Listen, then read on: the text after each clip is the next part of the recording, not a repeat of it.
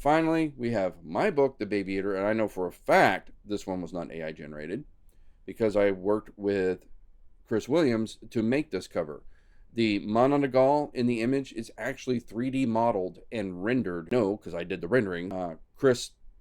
I started the model. Chris took the model over and made her like really awesome. I did some touch-ups after that when I started to 3D print her. We rendered her. We did a AO rendering of it as well, and then Chris just did paint over after paint over after paint over of that black and white rendered image. The rest of the details in the background are all like stock images that he has pasted and tweaked, and I mean it's hundreds of Photoshop layers, right? He did not just go make kick-ass book cover and spit it out. It was not going to work. Again, Tikbalang is an actual 3D model that I rendered. I posed the Mononagal and Tikbalang together.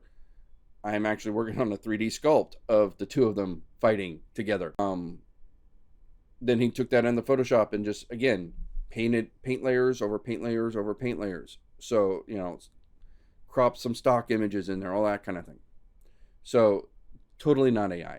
I will say, for Fear, Chris did use some AI element.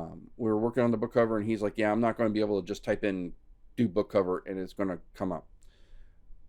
There are some elements that he AI generated, but the whole thing is edited in Photoshop. Again, I have the Photoshop files with layers after layers after layers.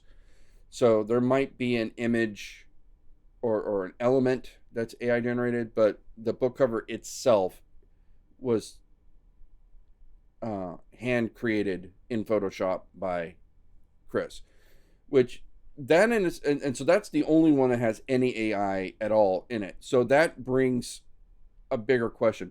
At what point do you call it AI generated, right? Because like Photoshop has a generative fill, right? You take out an element and you're like, oh, hey, just clean this up, do sample the background, or I want to remove the text, so just do a generative fill and say remove text or something like that. Does that count as AI at that point if you've used a little bit of AI to manipulate? But what if you have an element that's AI generated, but it's only one piece of the bigger puzzle? Where do we draw the line?